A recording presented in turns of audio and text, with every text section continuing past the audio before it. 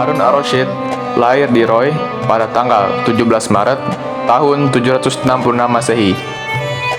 Harun adalah anak dari Khalifah Muhammad al-Mahdi dari istrinya yang bernama Khoizuran. Harun merupakan Khalifah Abbasiyah yang kelima, menjabat dari tahun 786 sampai 809 Masehi pasca kematian saudaranya Musa al-Hadi pada tahun 786 Masehi. Harun ar-Rasyid mempunyai 13 anak perempuan dan 7 laki-laki, yang mana 3 anak diantaranya kelak akan menjadi khalifah. Pada masa mudanya, Harun pernah dikirim oleh ayahnya untuk memimpin ekspedisi militer menuju wilayah Romawi Timur di Anatolia. Akibat pengkhianatan mereka terhadap perjanjian yang telah dibuat 2 tahun sebelumnya yang nyaris mencapai Konstantinopel. Pada masa kekuasaan Al-Hadi, Harun beberapa kali berseteru dengan saudaranya. Salah satunya akibat kebijakan Al-Hadi yang mencopot Harun dari kedudukannya sebagai putra mahkota. Ibunya Khoizuran dan panglima kesayangan Harun, yaitu Yahya bin Khalid, menolak keputusan tersebut. Beruntung, Al-Hadi wafat lebih cepat dari yang diperkirakan. Berita resmi dari istana mengatakan Al-Hadi wafat karena sakit. Akan tetapi, beberapa sumber mengatakan bahwa ibunya yang tidak setuju terhadap keputusan Al-Hadi yang mencopot Harun adalah pembunuhnya. Seiring tenggelamnya unsur-unsur Arab, orang-orang non-Arab kerap menghentikan kedudukan mereka di pemerintahan. Tak lama kemudian, aristokrasi Arab digantikan oleh sebuah hierarki penjabat yang mempresentasikan berbagai etnis yang beragam. Oleh karena itu, untuk menghentikan ikatan etnis Arab yang melemah, Harun memberikan pendekatan yang lebih besar pada identitas Islam dengan memasakkan kesatuan budaya dan agama yang sama pada kerajaan yang luas dan beragam, membentang di Samudra Atlantik di barat hingga Sungai Indus dan Transoceania di timur. Keberagaman suku Abis ternyata juga membawa keberkahan bagi pemerintah Harun itu sendiri. Hal itu tercermin dari meningkatnya minat terhadap usaha intel dalam kimia, matematika, arsitektur, navigasi, geografi, astronomi, dan berbagai karya dari India, Persia, dan Yunani. 25 melihat misalnya orang Yahudi, Kristen, Majusi, Buddha, Hindu, dan Islam saling bertemu dan bertukar gagasan. Karya terjemahan melimpah dan sangat terorganisasi sehingga studi dan penjemahan karya-karya Yunani bisa dilakukan dengan penuh semangat. Jauh sebelum itu, pada saat dinasti Abbasiyah memberontak terhadap dinasti Umayyah, banyak suku Persia ikut serta dalam pasukan Abbasiyah, salah satunya yaitu keluarga Barmak. Keluarga Barmak merupakan keluarga pendeta Buddha yang berasal dari kota Balesdipo, Rosa. Mereka memeluk Islam pada saat kota tersebut ditaklukkan oleh Qutaibah bin Muslim pada tahun 705 Masehi. Singkat cerita, keluarga Barmak berhasil menarik hati para khalifah dinasti Abbasiyah. Contohnya, Khalid bin Barmak berhasil menjadi wazir kepercayaan Khalifah Sofah pada tahun 749 Masehi dan menjadi bendahara negara pada tahun 751 Masehi.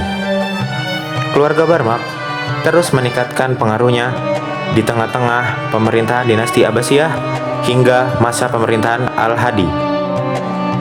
Yahya bin Khalid al-Barmaki menolak keputusan khalifah yang mencopot kedudukan Harun dari posisi putra mahkota, sehingga dia dipenjara.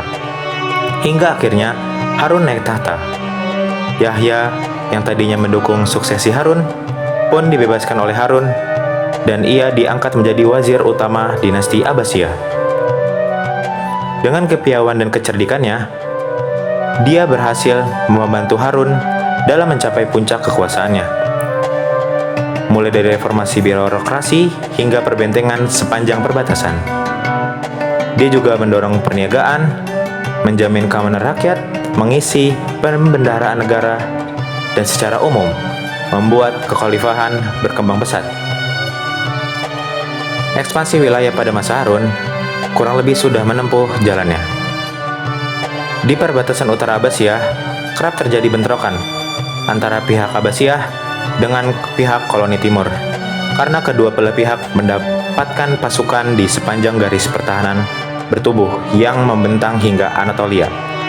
Segera setelah pengobatannya, Harun menetapkan bagian Muslim dari zona ini sebagai provinsi militer tersendiri dengan sebuah pemerintahan di bawah seorang jenderal atau amir.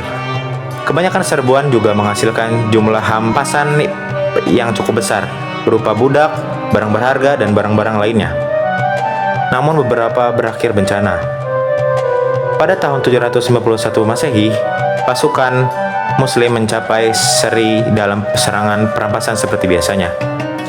Namun dalam perjalanan pulang, mereka terperangkap dalam sebuah badai salju di pegunungan yang tinggi, di mana mereka musnah dalam dingin yang mencekam. Meski demikian, Harun tak pernah lupa melaksanakan ritual ibadah agamanya.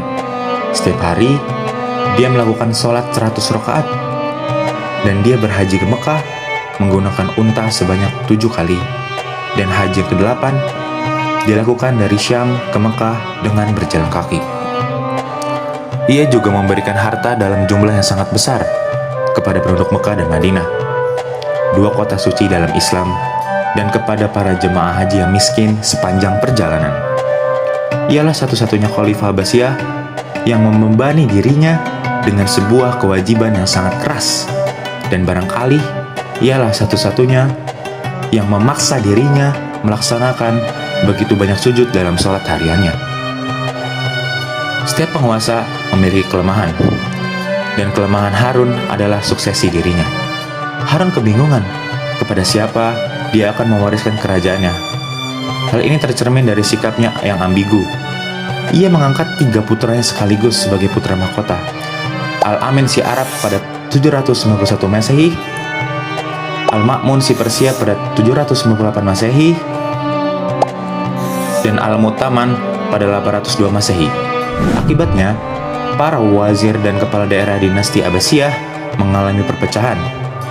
Mayoritas wilayah Syam, Palestina, Mesir, dan Jazirah Arab yang didominasi oleh suku Arab dipimpin Al-Amin, sedangkan Persia, Jurjan, Khorasan, dan Transosiana yang didominasi oleh orang-orang Arab mendukung Al-Ma'mun.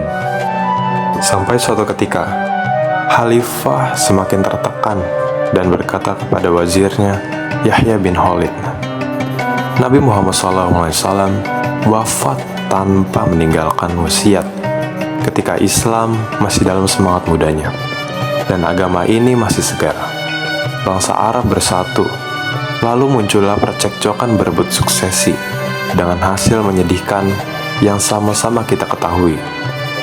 Adapun untukku, aku bermaksud mengatur suksesiku dan mewariskannya ke tangan orang yang watak dan perilakunya kusukai, dan yang kemampuan politiknya kuyakini.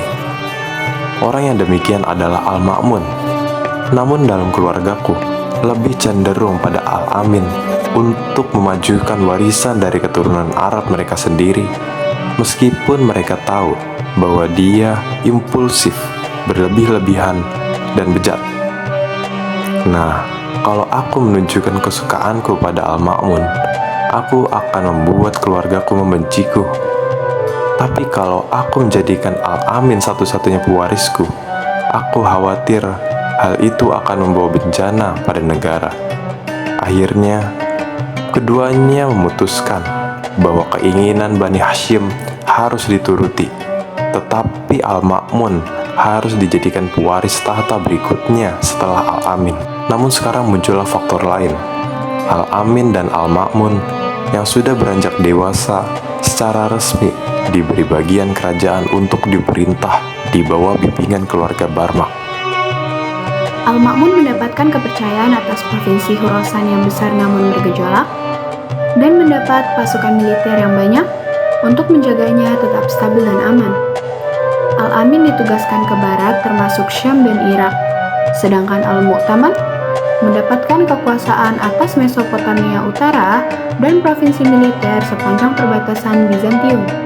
Sebagai usaha mencegah pertempuran antara kedua putranya, Harun memutuskan sebuah kesepakatan resmi yang ditandatangani kedua putranya di Mekah pada saat musim haji tahun 802 Masehi. Kesepakatan tersebut berbunyi bahwa Al-Amin akan menjadi khalifah pertama, namun Al-Ma'mun yang akan menggantikannya.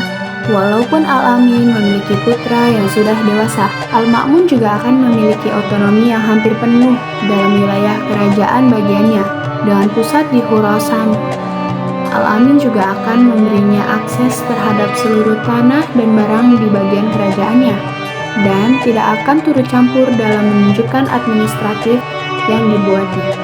Akhirnya, pada 23 Maret tahun 809 Masehi, Harun meninggal dunia, diutus karena sakitnya semakin memburuk ketika melakukan perjalanan menuju Khurasan. Harun berhasil menjadikan Abbasiyah berada pada puncak peradaban dan ilmu pengetahuan serta disegani kerajaan di berbagai belahan dunia, namun mewariskan sebuah konflik yang akan menjadikan dinasti Abbasiyah terus berseteru sampai akhir hayatnya.